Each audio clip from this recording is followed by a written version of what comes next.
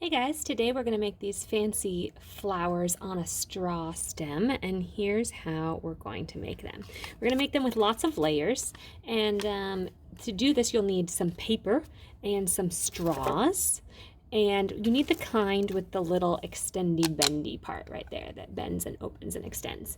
And for us, we're going to be recycling some paper. We made all these cool papers in class, and we're going to be using papers that we made from finger painting and from texture rollers and from watercolor painting and using the texture rubbing crayons.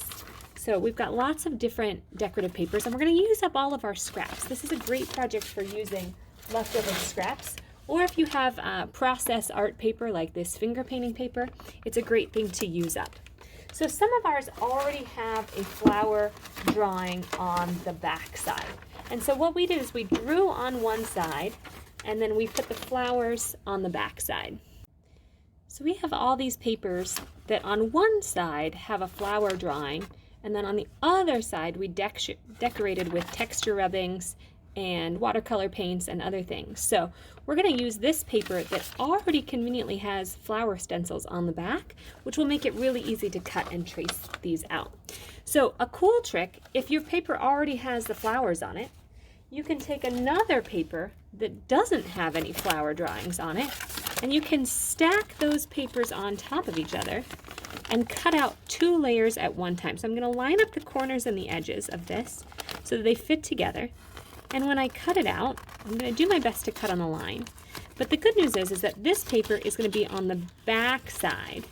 So when I am cutting out both layers, I'm careful to cut through the top layer and the bottom layer. I'm doing both at the same time. And that's going to give me 2 flowers for the price of 1. Even though I'm only having to cut out 1, I'm going to get 2 flowers out of the deal, which is a pretty neat trick. And I'm trying to cut on the line, but if I don't cut on the line exactly, it's okay because that's on the back side of my paper. So no one's going to see those lines on the back.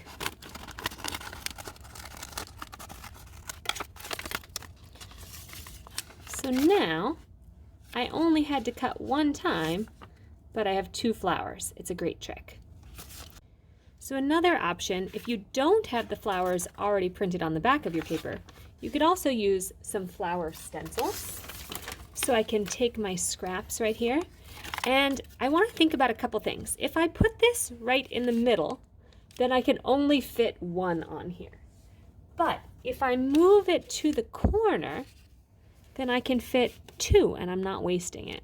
So you don't want to be a paper piggy and use up all the paper, right? So we're going to put the stencils in the corner, so as close to the other shapes or as close to the corner and the edge as possible. The other trick is to turn this paper over. If I draw on this side, all my pencil marks are going to be on the same side as my paint. So then everyone will see that if I don't cut exactly on my lines, and not everybody cuts exactly on that line. So I'm going to set this down, hold it tight with one hand, use my pencil, and I'm just going to follow the line around with my pencil, staying as close to the edge as possible. And if I mess up, it's okay because it's on the back. So even if I draw a line over like that, or if I don't get exactly on there, it's a little bit messy, I can still see my flower and I can always trace over that. You can also just draw your own flowers if you want to. You don't have to use the stencil. You could just draw your own flower on there. It's a little hard to see the pencil on the video, but you can see I've outlined my flowers there, so now I can cut those out. So now let's talk about actually putting our flowers together. You're going to need at least 3 layers of paper. Right now I only have 2, and one is bigger than the other, so that's good. And then I could do 2 or 3 or 4 more layers. You can see some of these flowers. This one has 1, 2, 3, 4, 5 different layers on it. So the more layers you add, the more interesting it is. And so you start with the largest layers on the outside and then work towards the center. I sort of like adding a circle in the middle. So I'm going to use my scraps to make 1 more layer. I can just rip off this little piece right here.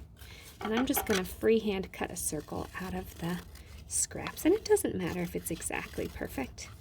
I'm just going to do my best. And that way we're not wasting any paper. We're using as much paper as we can. All these pretty patterns on there. So let me clear out some space to work. I've got my 3 pieces, right, like this. And I want to stack them up. And I like that I have different patterns. I repeated this paper again, but I have something else in between it, because if I just put that one on top of there, it might not be as easy to see. So I like mixing it up and using different kinds of papers. So then to put them on the straw, here's where it gets interesting. I fold this in half just a little bit, pinch it right in the middle, and I'm just going to cut a tiny little snip, just a tiny snip with the tip of my scissors. And that's going to put a little slit in that paper.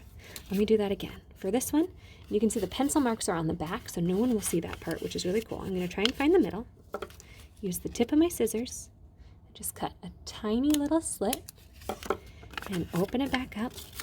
And one more time for the biggest one. Fold it in half, tiny snip. You can always cut that hole bigger, but if you cut a really big piece, it's a little tricky. So you might have to use tape to close it up if it gets too big, but just try it. Now here's the cool part, is that you don't even need any tape or any glue to put these together. I'm going to start with my biggest one and start with the top of my straw right above the bendy part. And I'm going to just push my straw through that opening. Oops, and I ripped mine a little bit, but that's okay, because when I pull this down now, it's going to get stuck on that ridgy part. And look, even if I shake it, it doesn't fall off. It gets stuck on the ridges. And then I'm going to put my next one on, slide it on, try and get it through that slot without ripping it. You might have to make the hole bigger. Woo! I'm throwing it. So in making sure that I get the right side on, because if I put it this way, then that's the side that would show. So I want to make sure that the side with the pretty paint is the one that's up, and the side that doesn't show my pencil marks. And then I'm going to put this one on. So I'm stacking all my pieces on. Now, I can adjust those so they're all together. You can see it doesn't fall off my straw. I don't even need anything. But the center of my flower still looks a little bit funny. So here's what I need to do. I'm going to trim that down a little bit, about halfway. Not all the way, about halfway.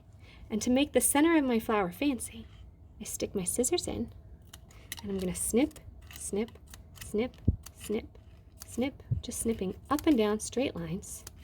And that, once we open it up, will make a very fancy center for my flower, and it will double check that they don't fall off. And now I have a fancy flower, and I can make a whole bouquet, and these would be perfect for Mother's Day, or to give to your mom on any day, and you can make a whole bouquet of fancy straw flowers.